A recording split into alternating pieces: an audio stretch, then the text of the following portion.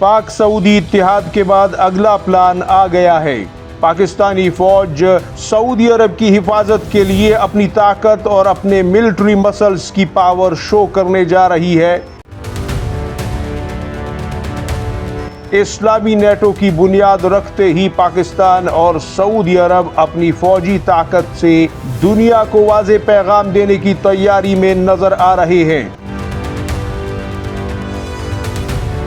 शायद नए हथियारों का चुनाव और मौजूदा हथियारों की तादाद को भी बढ़ाया जाए। पाक सऊदी इत्तेहाद में अहम तरीन पेशरफ्तों पर मबनी इस वीडियो को आखिर तक मुलाहिजा फरमाएं और बराह करम चैनल को भी सब्सक्राइब कीजिए, बेल आइकॉन दबाइए ताकि हमारी हर आने वाली वीडियो आपको वक्त पर मिल सके।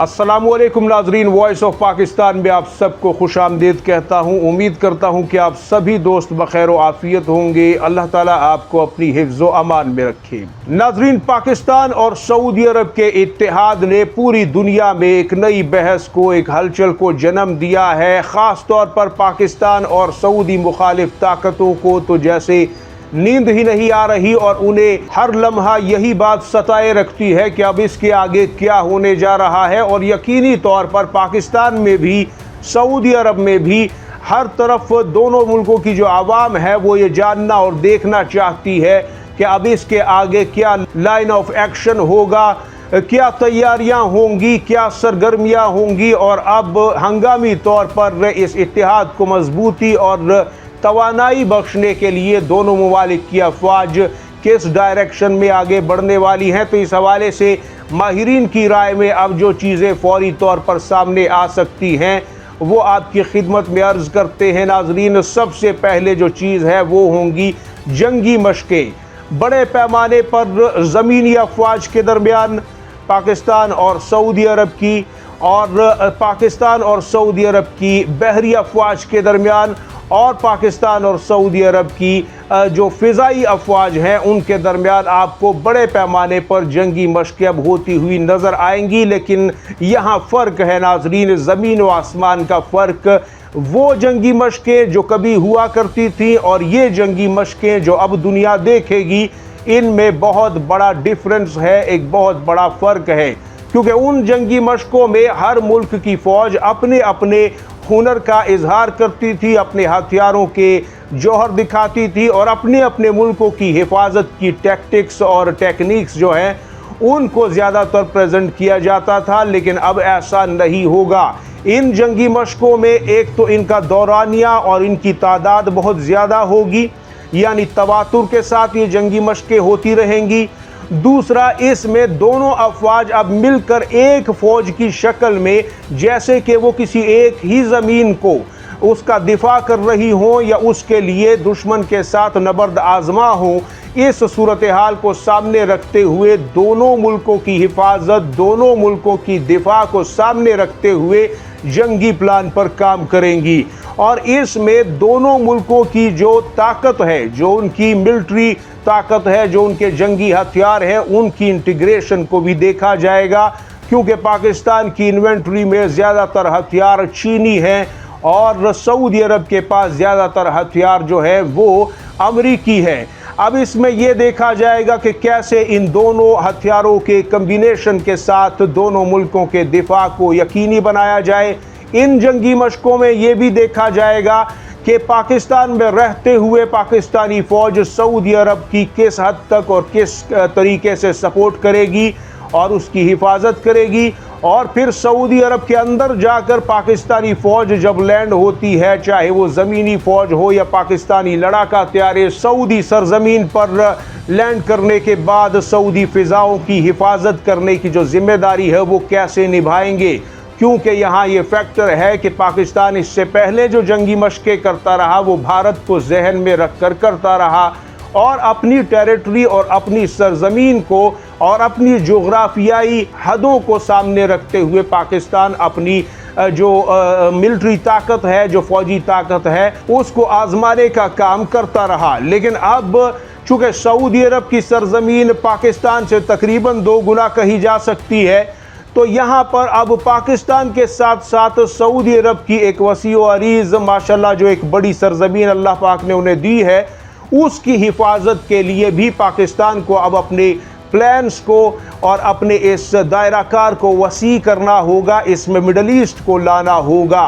तो इस लिहाज से अपने हथियारों की न सिर्फ ये कि इंटीग्रेशन, आपस में दोनों अफवाज अपने अपने हथियारों को कैसे इस्तेमाल कर सकती हैं, एक दूसरे के हथियारों को कैसे इस्तेमाल कर सकती हैं एक दूसरे की हिफाजत के लिए, और फिर इसके अलावा ज़मीनी ऑपरेशन हो चाहे फ़िज़ाई ऑपरेशन हो, चाहे ज़मीन से दुश्मन को जवाब देना हो, चाहे आसमान से दुश्मन पर बिजलियां गिराना हो, ये सब कुछ आपस में ना सिर्फ तय किया जाएगा बल्कि सीखा जाएगा और अपनी कमज़ोरी और ताकत को भी सामने रखकर कुछ अहम तरीन फ़ैसले भी लिए जाएंगे।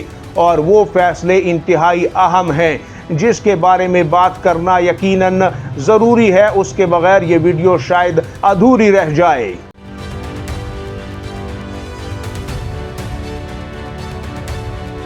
नाज़रीन, इसमें जब ये जंगी मशक़ें होंगी और जब ये सारी सूरत हाल वाज़े होगी तो इसमें कुछ हथियार जो मौजूदा हैं उनकी तादाद को बढ़ाने पर गौर किया जाएगा। पाकिस्तान के वसाइल चूँकि कम थे, लिहाजा पाकिस्तान इसे अपने ही हिसाब से बनाता रहा अपनी ज़रूरत के मुताबिक। लेकिन अब अगर सऊदी सरजमीन की हिफाजत की बात है तो फिर सऊदी अरब के चप्पे चप्पे की हिफाजत के लिए इन ख़तरनाक जंगी हथियारों को पाकिस्तान बढ़ाएगा और सऊदी अरब के चप्पे चप्पे पर इसे तैनात भी करेगा। और यहाँ पर फिर जाहिर है कि इनकी वो प्रोडक्शन जो पाकिस्तान में ख़ुद पाकिस्तान बनाता है, उसके ज़ाती हथियार हैं, उनमें भी इजाफ़ा होगा, उनमें सऊदी पैसा, सऊदी इन्वेस्टमेंट आएगी। और फिर जो बाकी हथियार अभी चाहिए होंगे, दोनों ममालिक इस नतीजे पर पहुंचेंगे कि इनके पास ये हथियार होने चाहिए, क्योंकि पाकिस्तान अगर भारत के खिलाफ तैयारी कर रहा था तो भारत की सलाहियत या फौजी ताकत की नौइयत अलग है, और अगर सऊदी अरब को इसराइल से कहीं कोई डर महसूस हो रहा था तो सऊदी अरब के लिए इसराइल की सलाहियतें अलग हैं और उसकी मिलिट्री ताकत मुख्तलिफ है। लिहाजा दोनों तरफ से अगर आपने कवर करना है तो आपको मज़ीद टेक्नोलॉजी के हथियार, चाहे वो एयरफोर्स के हवाले से हों, चाहे वो एयर डिफेंस मिसाइल शिकन निज़ामों के हवाले से हों, रेडारों के हवाले से हों, या ज़मीनी फ़ौज के इस्तेमाल में होने वाले जो शॉर्ट रेंज मिसाइल हैं या बैलिस्टिक मिसाइल ही कह लें, ये तमाम तर चीज़ें अब असर-ए-नौ जायज़ा लेकर देखा जाएगा कि हमें चीन से भी क्या लेना है। क्योंकि चीन ने जो परेड नाजरीन हालिया तौर पर की है, उसने बहुत से सवालों का जवाब दुनिया को दिया है कि चीन अब आलमी सतह पर एक हकीकत बन चुका है और दुनिया को अब इस चढ़ते सूरज को सलाम करना ही होगा। इस परेड का वाज़े तौर पर मतलब और मकसद तो दुनिया में यही लिया गया, क्योंकि जो हथियार इसमें रखे गए और उनकी खुली नंगी नुमाइश की गई, उनसे चीन ने वाज़े पैगाम दिया है आलमी ताकतों को कि चीन अब दुनिया में एक ऐसा मुकाम और ऐसी हैसियत खड़ी कर चुका है कि उससे टकराना शायद अब एक जंग अजीम को दावत होगी।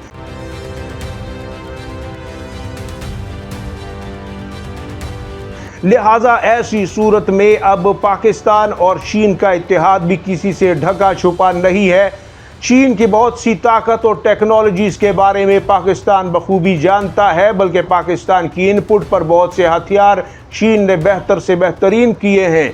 तो यहाँ पर अब सऊदी फ़ौज जो कि अब तक जंग का तजुर्बा नहीं रखती और हथियार ख़रीदने के लिए पैसा तो उनके पास है, लेकिन कौन सा हथियार कारगर होगा, कौन सा नहीं होगा, ये पाकिस्तानी फ़ौज के तजुर्बे से उन्हें सीखना भी होगा और करना भी होगा।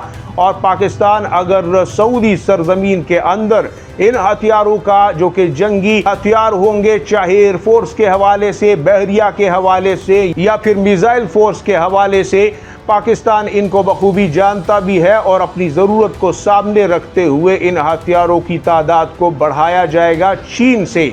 लिहाजा इसका फ़ैसला भी आपको आहिस्ता आहिस्ता होता हुआ अब नज़र आएगा, यानी अहम तरीन हथियारों को लिस्ट आउट भी किया जा सकता है। फौरी तौर पर अभी इतनी ही डेवलपमेंट्स जो हैं वो माहिरीन के नज़दीक सामने आ रही हैं। यहाँ पर ये बात भी आपको बताता चलूँ कि बहुत जल्द आपको इस इत्तेहाद में मज़ीद खलीजी ममालिक शामिल होते हुए नज़र आएंगे जो कि पाकिस्तान के इस एटमी ताकत, इस न्यूक्लियर अम्ब्रेला के नीचे आना चाहते हैं।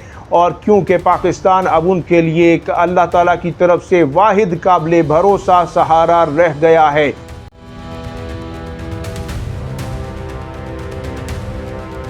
यानी वो वक्त आ चुका है कि अब पाकिस्तान मुस्लिम दुनिया की रहनुमाई करेगा।